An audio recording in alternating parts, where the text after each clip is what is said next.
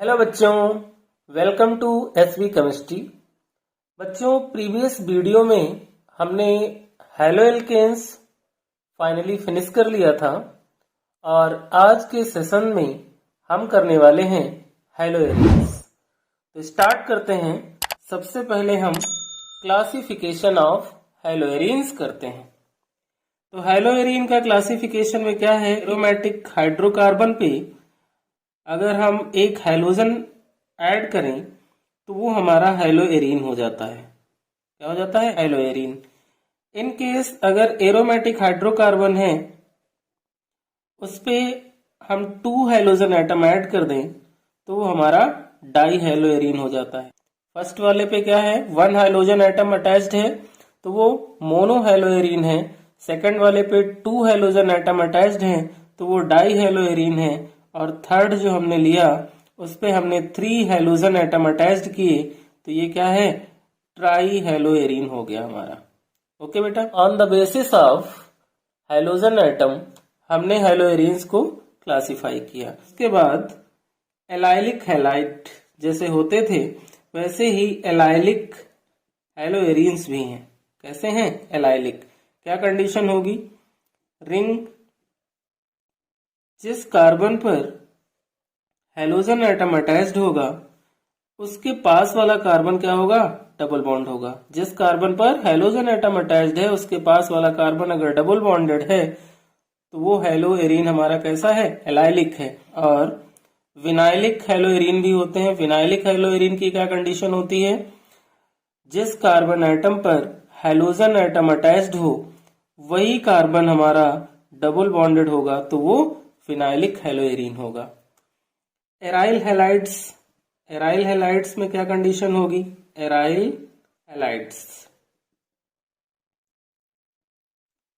Ring के ऊपर halogen atom attached हो तो वो हमारा हेलो एरीन है। या फिर रिंग पे हैलोजन एटम अटैच्ड होने के साथ साथ अगर मिथाइल ग्रुप भी लगा हुआ हो तो वो भी हमारा क्या होता है, हेलो एरीन होता है, यानी कि एराइल हैलाइड होता है। तो क्लासिफिकेशन क्लियर हो गया बेटा। अब हम पढ़ते हैं method of preparation of hello arenes. Method of preparation of hello arenes. अब हेलो एरीन्स को बेटा प्रिपेयर करने के लिए फर्स्ट मेथड जो है हमारा वो है by electrophilic substitution reaction. By electrophilic substitution reaction.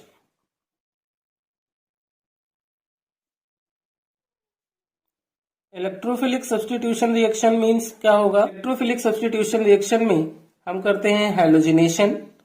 Halogenation में क्या होता है बेटा, हैलोजिनेशन में हम लेंगे बेंजीन रिंग और बेंजीन पे रिएक्शन कराएंगे हम किसकी, Cl2 की, इन प्रेजेंस ऑफ FeCl3, वो भी डार्क में। तो क्या होगा, जो Cl2 है बेटा वो हमें इलेक्ट्रोफाइल देगा। Cl2 हमें क्या देगा, इलेक्ट्रोफाइल देगा। और वो इलेक्ट्रोफाइल रिंग पर अटैक करेगा तो इलेक्ट्रोफाइल बेटा पॉजिटिव होता है तो यहां से जो हमें इलेक्ट्रोफाइल मिलेगा वो क्या होगा, Cl+। ये हमारा क्या होगा, इलेक्ट्रोफाइल होगा। और ये रिंग पे अटैच करेगा तो रिंग से क्या करेगा, एक हाइड्रोजन को रिमूव करेगा और इलेक्ट्रोफाइल उसी जगह पे जाके ऐड हो जाएगा और बाई प्रोडक्ट में यहां से HCl रिमूव हो जाएगा। सेम कंडीशन में बेटा अगर हम क्लोरोबेंजीन को एक्सेस क्लोरीन के साथ रिएक्ट करें इन प्रेजेंस ऑफ FeCl3 तो हमें ortho and para directive compound मिलते हैं। Ortho and para directive compound मिलते हैं क्योंकि Cl2 हमें यहां से क्या देता है, इलेक्ट्रोफाइल देता है। वो इलेक्ट्रोफाइल एक बार जाके आर्थो पोजीशन पे अटैच्ड होता है और एक बार जाकर के पैरा पोजीशन पर अटैच्ड हो जाता है। इसलिए हमें यहाँ पे 2 टाइप के मिलते हैं जिसमें पैरा वाला जो होता है वो हमारा मेजर प्रोडक्ट होता है और आर्थो वाला हमारा माइनर प्रोडक्ट होता है। तो ये इलेक्ट्रोफिलिक सब्स्टिट्यूशन रिएक्शन है जिससे हमने हैलोएरिन की प्रिपरेशन कर ली। सेकंड मेथड जो है बेटा हमारा वो है by side chain chlorination. By side chain chlorination क्या होगा कि मिथाइल बेंजीन लेंगे हम। क्या लेंगे बच्चों? Methyl benzene. अपनी नोटबुक और अपना पेन अपने साथ ले करके मेरे साथ साथ इक्वेशन करो बेटा, बहुत अच्छे से इक्वेशन आपको समझ में आएंगी। तो मिथाइल बेंजीन हमने लिया, मिथाइल बेंजीन को क्लोरीन से हमने रिएक्ट किया, वो भी लाइट की प्रेजेंस में। किसकी प्रेजेंस में? लाइट की प्रेजेंस में। और इसको हमने थोड़ा सा हीट भी किया। तो क्या होगा कि CH3 से एक H और Cl2 से एक Cl, HCl रिमूव हो जाएगा और जो हमारा प्रोडक्ट बनेगा वो होगा रिंग के ऊपर CH2Cl। जब तक यहाँ पर हाइड्रोजन है तब तक साइड चेन क्लोरीनेशन होता रहेगा। अगेन हम क्या करें, फिर हम Cl2 और लाइट से इसकी रिएक्शन करा दें। यहाँ से क्या होगा, H और Cl2 से Cl, HCl रिमूव हो जाएगा और यहाँ पे क्या बनेगा बेटा, रिंग के ऊपर हमारा हो जाएगा CHCl2। क्या होगा? CHCl2। अगेन फिर हम इसको क्लोरीन के साथ रिएक्ट करेंगे in presence of light. Again HCl remove होगा और यहाँ फाइनल प्रोडक्ट हमारा जो होगा वो क्या बनेगा, CCl3। CCl3 ये हमारा हैलोएरिन बन गया बेटा। नेक्स्ट मेथड है बेटा हमारा हैलोएरिन की प्रिपरेशन का, from diazonium salt. From diazonium salt. Diazonium salt की हेल्प से हम हैलोएरिन कैसे प्रिपेयर करेंगे? तो बेटा सबसे पहले क्या करें, हम NaNO2 को, सोडियम नाइट्राइट को HCl के साथ रिएक्ट करें तो ये हमें क्या देता है, HNO2 देता है और NaCl देता है। उसके बाद हम यहाँ पर क्या लेंगे, एनिलीन लेंगे। क्या लेंगे बेटा, एनिलीन। और उस एनिलीन को किसके साथ, HNO2 और HCl के साथ 0 से 5 डिग्री सेल्सियस, 0 से 5 डिग्री सेल्सियस पर हम इसको रिएक्ट करेंगे। तो यहाँ पर क्या होगा, बेंजीन डायजोनियम क्लोराइड बनेगा। एक N यहाँ से, एक N रिंग से, ये हो गया N2 और HCl से एक Cl, N2Cl plus by product में 2H, 3H, 4H और 2 ऑक्सीजन। बाई प्रोडक्ट में 2H2O इवॉल्व हो जाएगा। तो डायजोनियम साल्ट कैसे प्रिपेयर होता है, सबसे पहले हमने ये सीखा। अब इस डायजोनियम साल्ट की हेल्प से हम हैलोएरिन की प्रिपरेशन करेंगे। डायजोनियम साल्ट से बेटा हमें 2 टाइप की रिएक्शन मिलती हैं। एक तो हमें मिलती है सैंडमेयर रिएक्शन और दूसरी होती है गाटरमैन। तो सबसे पहले हम सैंडमेयर रिएक्शन को डिस्कस करते हैं कि सैंडमेयर रिएक्शन से हम हैलोएरिन की प्रिपरेशन कैसे करें। तो उसी डायजोनियम साल्ट का हम यूज यहाँ पे करने वाले हैं जो अभी हमने एनिलीन से बनाया है। किससे बनाया है, एनिलीन की रिएक्शन HNO2 और HCl से 0 to 5 डिग्री सेल्सियस पे करवा के हमने डायजोनियम साल्ट की प्रिपरेशन की और उस डायजोनियम साल्ट को हम यहाँ पर यूज करने वाले हैं। तो डायजोनियम साल्ट यहाँ पर क्या करेगा, CuCl ऑब्लिक HCl के साथ रिएक्शन करेगा और हमें क्या देगा, क्लोरोबेंजीन देगा। और बाई प्रोडक्ट में यहां से N2 रिमूव हो जाएगा। इन केस यहां पर CuBr ऑब्लिक HBr यूज करें तो हमें यहां से ब्रोमोबेंजीन की फॉर्मेशन मिलेगी। यहां से क्या मिलेगा, ब्रोमोबेंजीन और नाइट्रोजन गैस इवॉल्व होगी। ये बेटा है हमारी सैंडमेयर रिएक्शन जो कि बहुत ज्यादा इंपॉर्टेंट है। अब अगर हमें आयोडोबेंजीन की फॉर्मेशन करनी है तो आयोडोबेंजीन जो होगा वो भी डायजोनियम साल्ट से ही फॉर्म होता है। तो यहाँ पर हमने क्या यूज किया, N2Cl यूज किया। इसको हम Ki के साथ रिएक्ट कराएंगे तो हमें यहाँ पर आयोडोबेंजीन मिलेगा। यहाँ पर हमें क्या मिलेगा? आयोडोबेंजीन मिलेगा। और यहाँ एक तो N2 गैस इवॉल्व हो जाएगी और दूसरी पोटेशियम के साथ कौन जाएगा? Cl। तो ये हमारी सैंडमेयर रिएक्शन है। अब सेकंड वाली करते हैं गार्टरमैन रिएक्शन। गार्टरमैन रिएक्शन, गार्टरमैन रिएक्शन और सैंडमेयर रिएक्शन में सेम ही प्रोडक्ट हमें मिलते हैं, बस थोड़ा सा ही डिफरेंस है। और वो डिफरेंस क्या है बेटा, वो आप इस इक्वेशन में देखेंगे तो आपको क्लियर हो जाएगा। यहाँ पे हमने क्या लिया? यहाँ पे हमने डायजोनियम साल्ट ले लिया। इस डायजोनियम साल्ट को हम अगेन रिएक्ट करने वाले हैं किसके साथ? जो रिएजेंट है यहाँ पर क्या हो जाएगा? Cu/HBr। वहां क्या था? CuBr/HBr। और यहाँ पर Cu/HBr है। उस कंडीशन में यहाँ पे क्या बनेगा? ब्रोमोबेंजीन हमें मिलेगी और बाय प्रोडक्ट में नाइट्रोजन गैस रिमूव हो जाएगी। इन केस Cu/HCl अगर हम यूज करते हैं तो यहाँ पर हमें क्लोरोबेंजीन मिल जाएगा। क्लोरोबेंजीन और नाइट्रोजन गैस इवॉल्व हो जाएगी। एक और इक्वेशन है जिससे हम हेलोएरिन की प्रिपरेशन कर सकते हैं। अगर हम यहाँ पर एनिलीन यूज करें, क्या यूज करें? एनिलीन, बेंजीन रिंग के ऊपर NH2, और उसको हम HBF4 से रिएक्ट कराएं।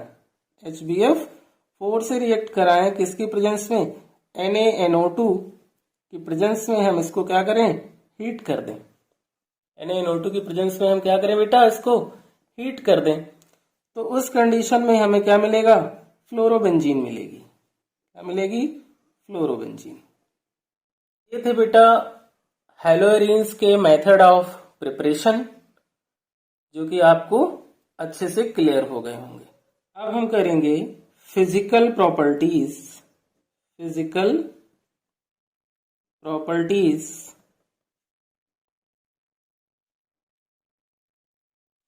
ऑफ हेलोएरिन्स। क्या होंगी बेटा इसकी फिजिकल प्रॉपर्टीज, वो समझते हैं। फर्स्ट पॉइंट है बेटा हमारा melting and boiling point. Melting and boiling point. First condition ये है कि फॉर सेम एराइल ग्रुप, अगर एराइल ग्रुप हमारे पास क्या हो? सेम हो, उस कंडीशन में जो इसका बॉइलिंग पॉइंट का ऑर्डर होगा वो होगा I is greater Br is greater Cl is greater F is greater benzene. ये ऑर्डर होगा बेटा हमारा। सेकंड कंडीशन क्या होगी? कि सेम हैलोजन एटम अटैच्ड हो। क्या हो? सेम हैलोजन एटम अटैच्ड किस पे? रिंग पे। उस कंडीशन में बॉइलिंग पॉइंट जो होगा बेटा वो डायरेक्टली प्रोपोर्शनल होगा मॉलिक्यूलर मास के। मॉलिक्यूलर मास के। और थर्ड कंडीशन ये है कि when isomeric aryl halide, when isomeric aryl halide, अगर हमारे पास आइसोमेरिक एराइल हैलाइड होंगे तो क्या होगा? तो आइसोमेरिक एराइल हैलाइड के केस में दो कंडीशन है। मेल्टिंग पॉइंट की कंडीशन डिफरेंट है। उसमें पैरा का मेल्टिंग पॉइंट आर्थो से ज्यादा होता है और आर्थो का मेटा से ज्यादा होता है। और बॉइलिंग पॉइंट की जो कंडीशन है उसमें आर्थो का बॉइलिंग पॉइंट पैरा से ज्यादा होता है और पैरा का मेटा से ज्यादा होता है। ये कंडीशन है बेटा बॉइलिंग पॉइंट की।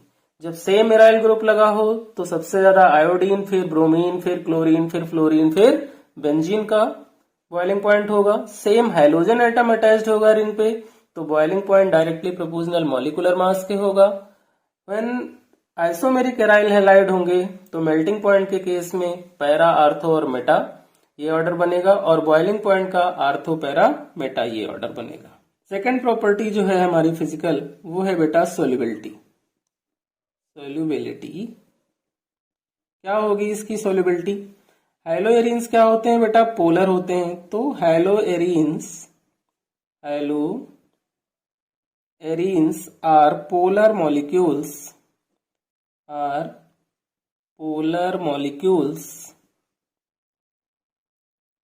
so they are insoluble in water,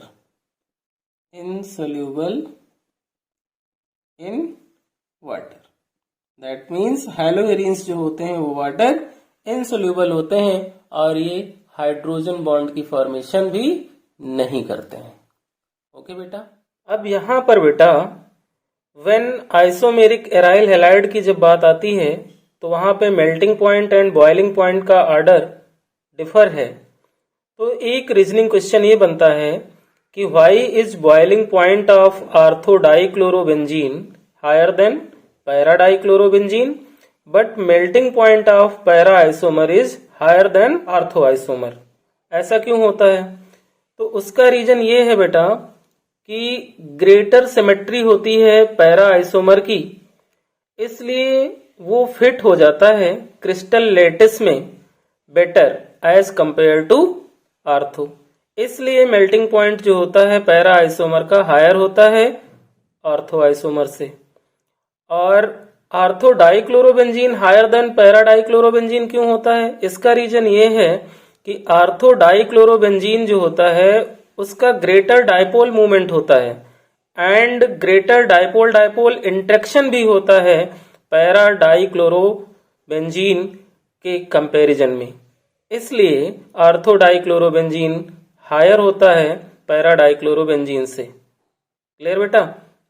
तो इस तरीके के क्वेश्चन भी फिजिकल प्रॉपर्टीज से पूछे जाते हैं। तो आप लोग इसको ध्यान से पढ़ें और अच्छे से प्रैक्टिस करें। यहां से 1 मार्क्स के क्वेश्चन आने के चांसेस बहुत ज्यादा रहते हैं।